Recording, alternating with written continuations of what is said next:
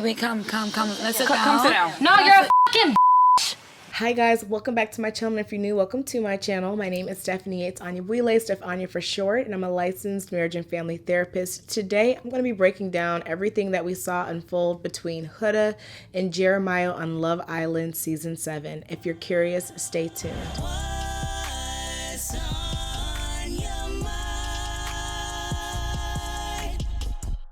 I have to give this disclaimer. I don't know any of these people. I am not their therapist. My insight is based off of a televised show that's edited. I can only break down what we actually see. All right, shout out to everybody who recommended that I break down the season of Love Island. I've actually never watched Love Island before. This is my first time and now I'm addicted. There will be spoilers, so I have to give you that heads up. But now that Jeremiah is gone, I feel confident to talk about their relationship because we've reached the conclusion of it. A trigger warning, we are going to be talking about emotional abuse. I also review Love is Blind. I've also reviewed Married at First Sight, and this show is very different from those shows, especially with the end goal including a significant cash prize. Okay, so this is not your average show where you are looking to find the love of your life and that is your prize. There is a cash prize. Public perception is very important, and that is why people get accused of being strategic on the show, which I don't really view necessarily as a problem, because if you don't want people to use strategy, then you would not include a cash prize. The purpose of this show is definitely for entertainment. The purpose of all these shows is for entertainment, but this one specifically, I think that is super important as we talk about what each person's responsibility is to other people in the villa. This is the sort of show where there is an expectation that you will be making out with other people. There are challenges that require that. And so if you don't do that, then I think that you're on the wrong show. We're in season 7 of the USA, and then there have been other seasons popular that are in other regions. So to come on this show and not expect to explore and to kiss and to have the possibility of changing your connection every few days, you're on the wrong show. I think that Huda, maybe even Jeremiah, would have done better on a show like Love is Blind, where the expectation is that you're there looking for the love of your life, the person that you're going to marry.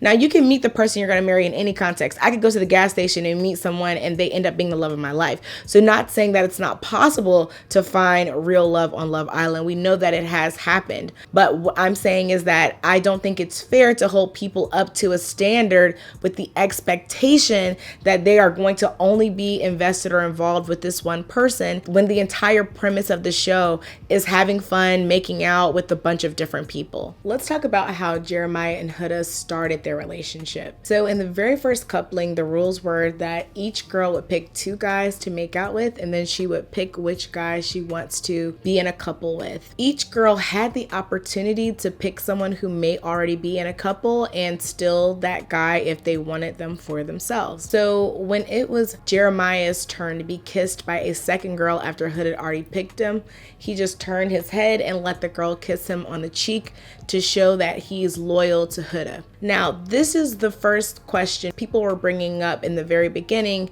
is this love bombing? So to give you understanding about what love bombing looks like, it's when someone overwhelms you with intense affection, gifts, or attention very early on in the relationship. It can also be extreme loyalty in the relationship, especially before they really know you, before it's really warranted by how well they know you or how secure they are in the relationship. So if we go based off of that definition, there was a high likelihood that love bombing could be happening, because what did Jeremiah know about Huda at that point to demonstrate that level of loyalty to her? And this is what we see bothering a lot of the castmates throughout the rest of their time watching this relationship unfold, is that for some, what feels like arbitrary reason, these two decided to cling to each other and not fully commit to the process of Love Island, which is essentially to date multiple people at a time, get to know them, and ultimately ultimately be able to more quickly identify a good candidate to be in love with. I'm not saying that Jeremiah is love bombing intentionally, and I think this is the misconception that a lot of people have about love bombing. Now, sometimes a person may be coming in very strategically in our real lives and wanting to win us over very quickly for a specific purpose, but that is rarely what's happening. A lot of times love bombing is that person also latches onto the idea of a situation, the idea of a person, the fantasy of a relationship, and they put their all in. They're very loyal. They start talking about the future. They start doing all of these things that don't necessarily make sense for the foundation of the relationship, which has not yet been established. So I think that Jeremiah was also probably really excited about this connection. He said that Huda is his type. I first walked in, I saw you. I said, oh yeah, that's the one. You're lying. I swear. I know, you kept looking at me. He's talked about a very specific type that he has, and maybe he just did not want to risk it for somebody else who might have been there who was not really his type. Huda looking for that stability and someone to choose her. I think they both just fit immediate needs. I think their focus was more on nobody taking something from them than it was about holding on to what they have. Ultimately, with love bombing, what we see is that the person typically ends up not respecting boundaries. We start seeing the pacing being very quick, and we also see a lot of times a lack of emotional depth in the relationship because we just went so quickly to being in a full-fledged relationship or full-fledged pledging of our love before actually assessing whether or not this person or this relationship makes sense for me. So now let's talk about possessiveness versus protection. One of the challenges was they were all blindfolded and they were given the ability to make out with someone they were interested in making out with. Several people got up to make out with other people who are not a part of their couple. You didn't have to worry about your person knowing. Everyone had to be quiet. After that challenge was over, Jeremiah asked Huda multiple times, did you get up and kiss somebody? Where'd you go? No, I didn't get up. You didn't get up? No. Sure. Thank you, sir. You went to the bathroom. I wasn't lying. She says no. He asks again. You really You stayed. do my eyelashes. Huh? I said you really stayed. What do you mean? Like in there. We'll talk about it tomorrow. Oh, you didn't? No, I did. Oh. And you could tell he was really bothered by the possibility of that. Again, on a show like this, when we're so early on in the process, that level of frustration could be read as possessiveness, having to ask and ask again. Olandria even asked Huda, like, does that not bother you that at this point in the process, he'd already be feeling that way?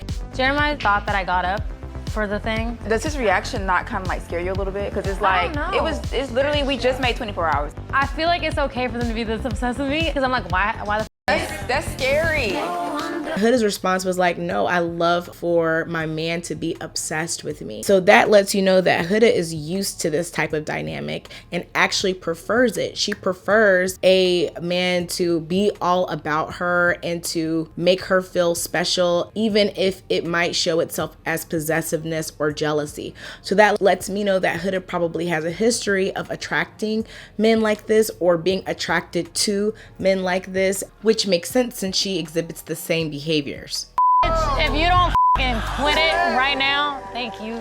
But as we know, there's a negative side because the thing about possessiveness is that it often can disguise itself as loyalty or protectiveness. So that's why a lot of times women or people in general can be allured by that feeling of being protected or being prioritized when in actuality we're being looked at as possessions. And so when you are in that space of being in a relationship where a person is getting so upset because someone else may have access to you, it can feel good in the moment, but it can have big ramifications later on, especially in a situation like this, where in that case, really nothing was happening. Huda really didn't get up and kiss anybody. But if they can't get that idea out of their mind, it can lead to bigger issues down the road. I do not view this as one person is the bad guy in this situation. I recognize that there's a very dysfunctional pattern in this relationship. As a systemic therapist, I have to look at the system of an issue. I don't look for linear causality. I don't look for one person or one situation to pinpoint and say, you are the problem.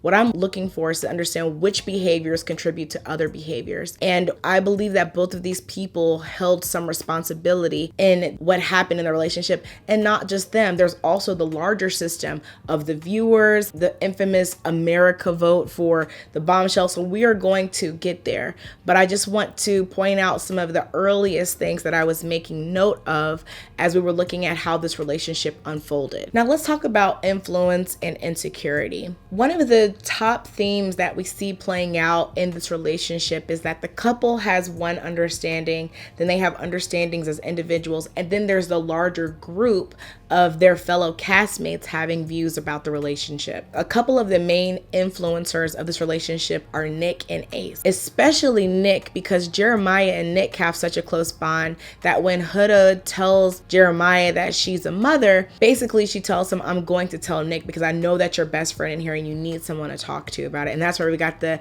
infamous I'm a mommy, mamacita sound that we have going around. I'm a mommy. Mommy? I'm a mom. Mamacita. No, I'm a mommy. A mom of what?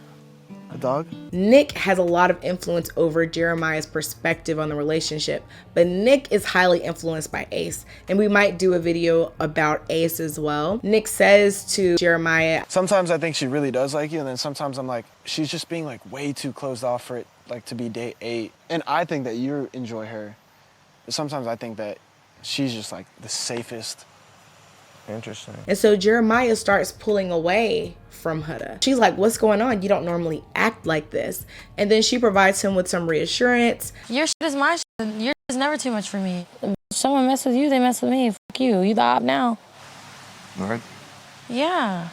That's good enough. I mean, I really thought that what she was saying was not even relevant to what his fears were, but just the fact that she cared about how he was feeling. He walks away from that conversation feeling so much more confident in the relationship and basically being like, yeah, nobody's going to tell me how to feel about her. And so I took that to mean that Jeremiah is actually very susceptible to other people's perspectives. One person says something, he pulls away. Another person says something, he's back all in. And he was just going back and forth in this tug of war of people telling him essentially, this is not good for you, this is the best for you, and not really knowing what to do with that information. Many of us would struggle with that. I did think that it may have indicated that in this context, Jeremiah is emotionally dependent on reassurance. That's something that a lot of us can relate to, especially when you're in a new relationship. You want to hear from that person how much you matter to them, how significant you are to them. And so I think that's a very relatable feeling. But because of that, Jeremiah is super susceptible to what people are saying about him. And I think it also could say something about his attachment style. It could show that he has an anxious attachment style, because it's common with people with an anxious attachment style where other people's opinions override your own internal feelings. And I think that Huda might also show signs of an anxious attachment style. We don't know much about their backstories, so you can't really give the insight that you would with some of these other shows where we're looking at the people from a more holistic background. You know, we understand more about their family. We meet their family, their upbringing.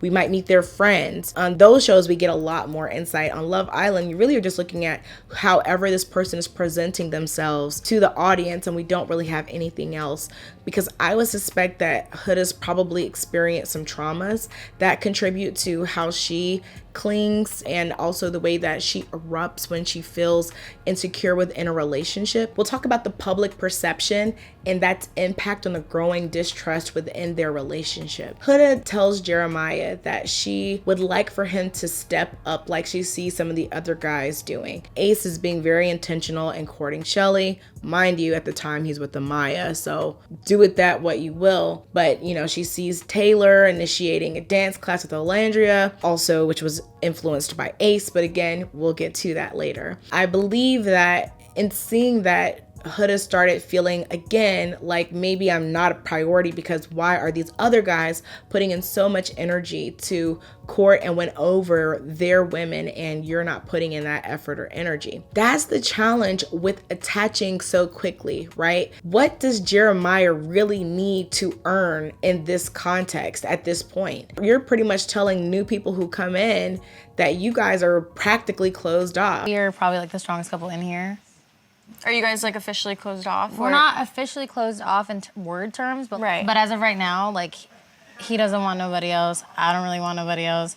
We're very happy with where we're at. If you're telling everybody that you guys have the healthiest, strongest relationship here, you're telling people that he's comfortable with meeting your daughter and you guys are talking about possibly living together. So all of these things would indicate to him that he's already doing something right. She's basically telling everyone that this relationship is working very well for her. Yet when she's talking to him, she's saying, actually, I need you to do more of what these other guys are doing. You should thank your boy Taylor. He helped me with like my breakfast today. Okay, what's your point in saying that? I do one thing that you don't like and you disregard everything I've done. That's I'm not always, what I'm saying. look at me, I'm always making you breakfast. That's not what I'm talking about. You're mad that another man helped you make breakfast instead of me? While you're standing there. I think that if Huda wanted to be pursued in that way, then closing the relationship off wasn't really smart because there's only so much they can really do in this villa. And if you already feel like you've locked in with someone, you know, you guys aren't probably going to be having date nights and things like that because everybody's like, why would I put energy into helping you have some special event for your girl when you already have her? So I believe that it was one of those situations where you have one person who's acting as though they are in a committed relationship. But on the other hand, you guys have not even had that conversation about exclusivity.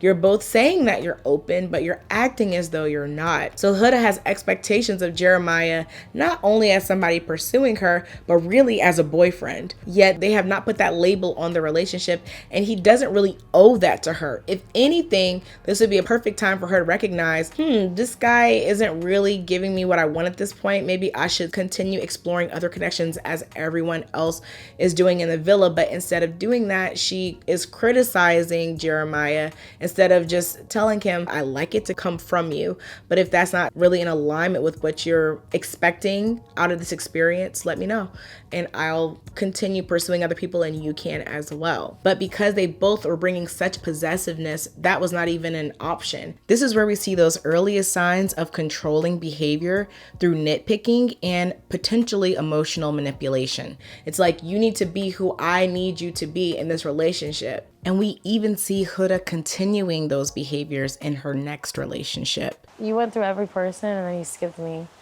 I did forget you. skipped You're over right. me. Yeah, for sure.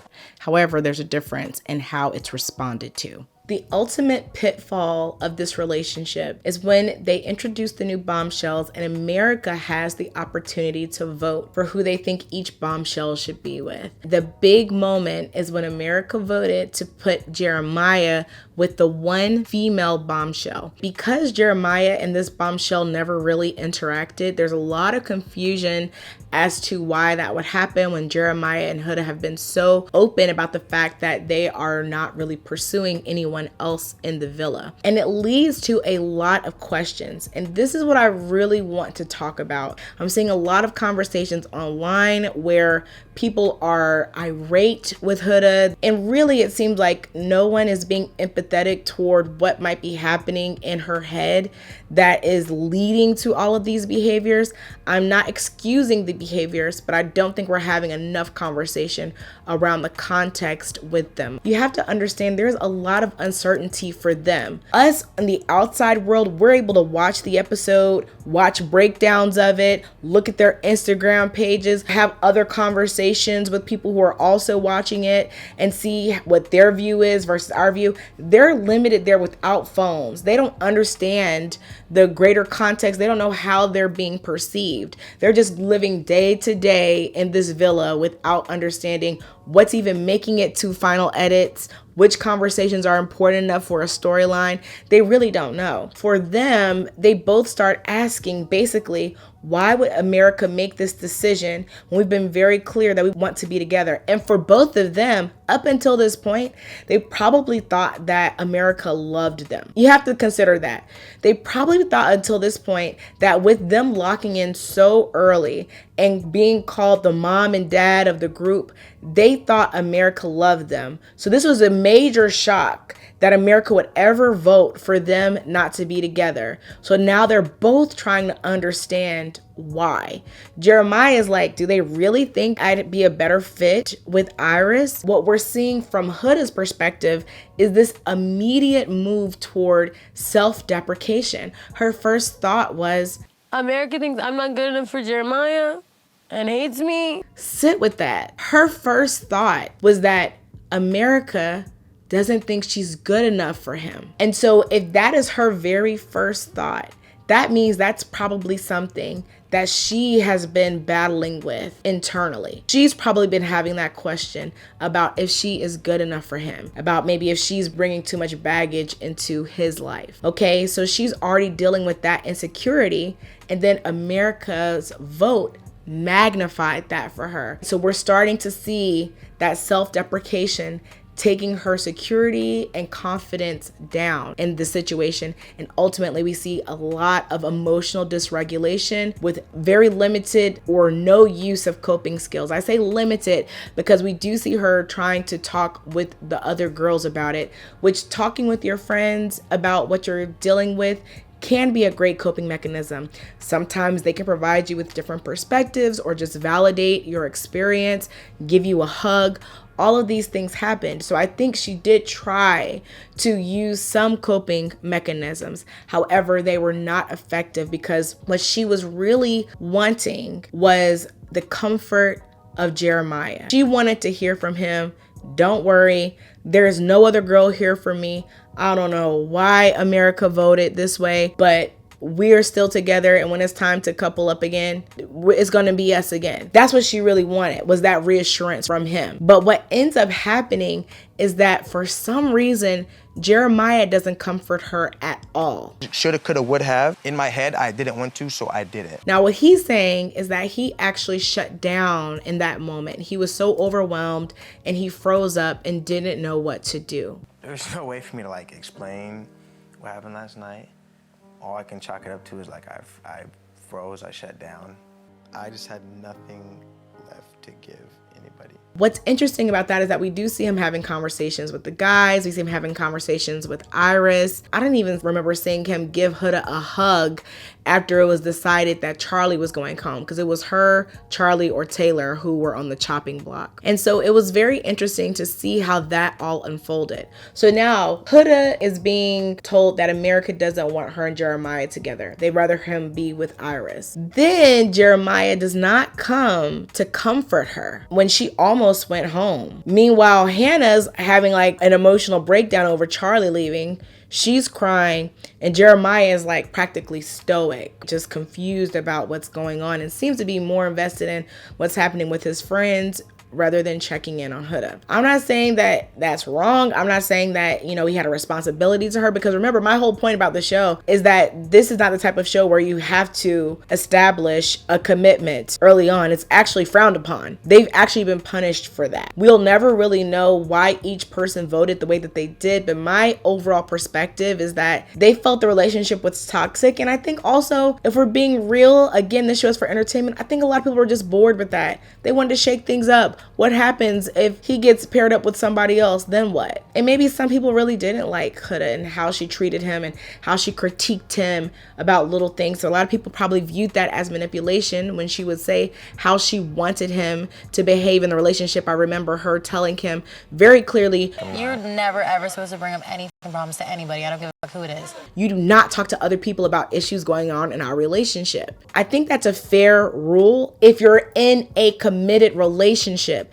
That's the difficulty. They are not in a committed relationship. Yet Huda has expectations of Jeremiah that exceed the point that they're actually at, because she has been disillusioned in part by that very early decision that Jeremiah made to only have a girl kiss him on the cheek. And the very first episode, in the very first coupling, that said, it's me and you until the end. He didn't say that directly, but that might have been how she interpreted it, because you're basically saying I'm not interested in being chosen by another girl. If we're day one, first coupling, how am I supposed to take that if I'm here looking for love and a guy I find attractive is basically saying that I'm so important that he is going to shorten his own experience? So Huda's operating as though they're in a relationship, even though they're not technically in a relationship. So because of all of this confusion as to why that happened, like I said, Huda's first question was, does America not think I'm good enough for Jeremiah? Her next question was, does America hate me? But Alandria tells Huda, America knows something that you don't, so don't think America's against you. They might be with you and they might just want you to wake up. You don't know what he's doing on the other side. Don't embarrass yourself going too hard for a man. I don't know what's going on. essentially saying that maybe Jeremiah is up to something shady, which is a very fair theory. None of them know why this vote went the way it did, right? That's a fair theory, but I think that's what really planted it in Huda's head. Like, maybe she's right. Maybe there is something happening that I'm not aware of. And maybe because of that, America's actually looking out for me. So that small nugget, that thought, I imagine that Huda was just ruminating over it. Then when he didn't come and comfort her, that was feeding that seed. This is how anxiety works. It can start with a little thought that just keeps building, and we look for evidence to support that thought. Huda was looking around like maybe everybody else is right. She sees the guys yelling at Jeremiah and saying, you know, that you're scamming. And she's thinking, I thought these were your friends. They wanted you to hear whatever they were saying to him. She does pull Ace aside. Ace tells her he thinks it's scamming. He thinks one or both of them is not being genuine. One or both of them is not being honest. So again, this little thought that maybe America voted this way to protect her, it keeps building, right? And because of that, I think Huda starts really thinking about the sacrifices she's made through this process with not exploring anybody else, being genuine in her connection with Jeremiah. Her and Jeremiah actually were the only couple at that point that had had sex. So then you have the physical sacrifice. There's a lot that comes with that. So at this point, Huda's really questioning if these sacrifices are worth it. And not to mention the ultimate sacrifice, which is leaving her daughter at home so she can come and be a part of this experience. Even if it was for love or for money, this is a sacrifice for my daughter. And I sacrificed both of those things to be loyal to someone who may not be really being loyal to me. The point isn't about whether or not Jeremiah actually broke any of their agreements, spoken or unspoken. The point is that at that point, Huda's emotional safety is gone. She no longer feels safe in this relationship. She probably just no longer even feels safe in the villa. Once you don't feel safe anymore, what do? You're going to go into whatever mechanisms you have in your toolkit to protect yourself. It seemed like for Huda, her means of protection is attack. And that is exactly the strategy she went to protect herself from being further hurt by this person that she felt like she invested a lot in. I think there's so much judgment happening online and not enough people asking, have I ever been in a position like that where I didn't feel emotionally safe and I had to use some strategies I'm not proud of to protect myself. Not everybody does a full crash out. For some people, they go very inward, they isolate. For some people, they might return to old vices. You know, maybe they start eating a lot, not taking care of their body. Maybe they might return to drugs. Everybody has their healthy coping mechanisms, their unhealthy coping mechanisms. And for Huda, it seems like lashing out and attacking has been maybe something that's been successful for her protecting herself in the past. And now she's reverting to that in order to keep herself from feeling embarrassed or shamed for investing in the situation. So now we have to talk about the obvious instances of emotional abuse. First, let's talk about what emotional abuse is. It can include yelling, name calling, public humiliation, and verbal intimidation. All things that we saw Huda do. I don't think the question is, was that an emotionally abusive moment? I think the question is Huda an emotionally abusive person? And I think that that is what people are trying to decide, especially now that Huda is still in the villa, Jeremiah is gone, so we really haven't seen a lot of that explosiveness. But the fact that even the girls were referring to Hurricane Huda, or not feeling comfortable having Huda talk to Iris by herself.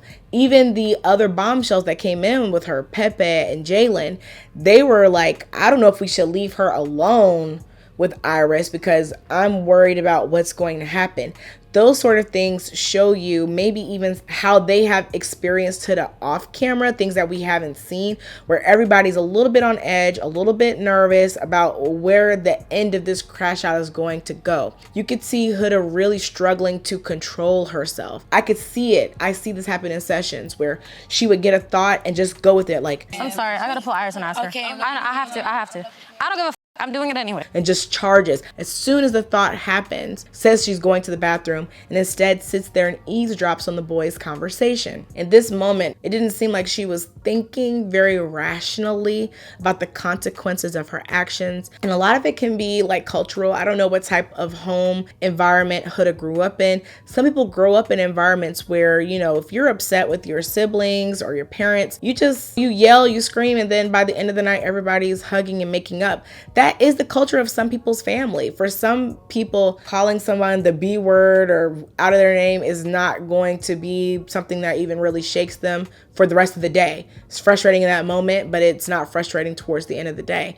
It seems like Jeremiah did not come up in that sort of environment, which means that he probably came up in maybe more verbally safe environment than Huda did, possibly, because even hearing her in the shower calling him the B word, even calling him a liar, made him say the relationship is over. Like, he can't be with a person who would speak about him like that, whether it was intended for him to hear it or not. So that's his personal limit, which I totally respect. These people are coming from all corners of the country, some people from other parts of the world. And so people are raised differently. They might have different levels of what's viewed as like the ultimate disrespect. Again, my purpose here is not to excuse anything that Huda has done. That was clearly emotionally abusive tactics that were being used. Huda was feeling that Jeremiah was not as emotionally impacted by being voted with Iris. As a matter of fact, the next morning she wakes up, he's on a date. You know, they're doing this date with the Bombshells.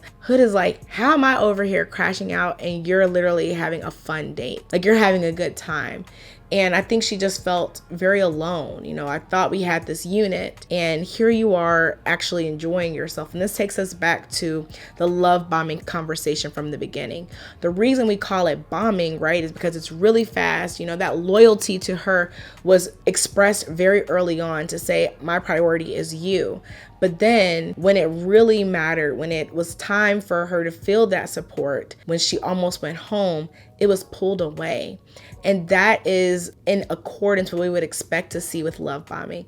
I think this was just a dysfunctional relationship. And sometimes we have to pay attention to the patterns. It's not necessarily bad people. It's sometimes bad relationships that bring out the worst in people. A lot of us have been in relationships or in situations where it's like, I swear I'm a completely different person if not around this person or not at this job or not at this family gathering. We're a completely different person in certain settings because our anxiety is activated or our trauma is activated. Something is happening that's causing us to be out of character. Up until like some of those later episodes, we hadn't really seen Huda act that way, and we really haven't seen it since. So that's why it's hard for me to know, is this just a person who's constantly this way? Or was this just a relationship that ultimately was bringing the worst out of both of them? I'd love to know your perspectives on that. Ultimately, I think Huda's spiral was the result of internalized shame. She feels like she's been publicly rejected.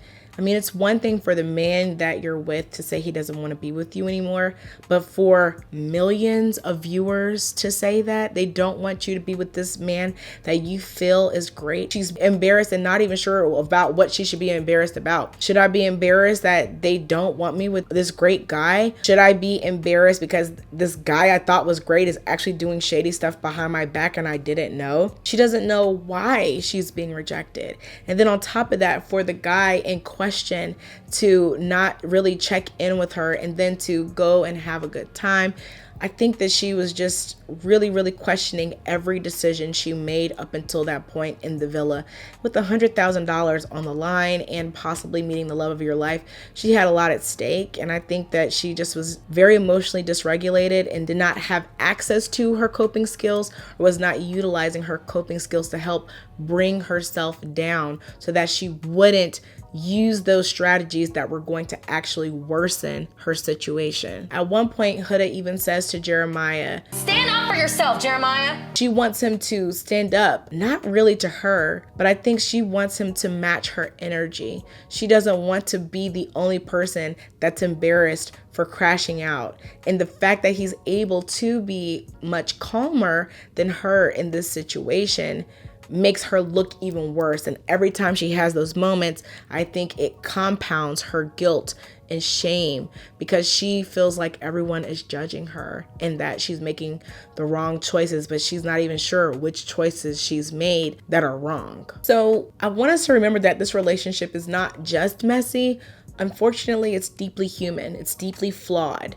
And if a lot of us were honest, we probably have been in situations like this or behaved in ways like this or witnessed behavior like this. Easy to sit on our high horses and judge other people for what they're doing, but sometimes it's more helpful and more useful to us to really reflect on how we can see ourselves or people we love in these situations and what can we do to prevent ourselves from being in these positions where we are being emotionally abusive or we're love bombing or gaslighting or manipulating, because it's easy to fall into those patterns because everything is so clear in hindsight. Everything is so clear objectively when you're looking at another person's situation, but you can't reflect on your own. Some questions to leave you with. Have you ever mistaken intensity for intimacy? Have you ever felt abandoned by someone because they didn't react the way that you wanted them to? Have you ever felt confused because other people's perspectives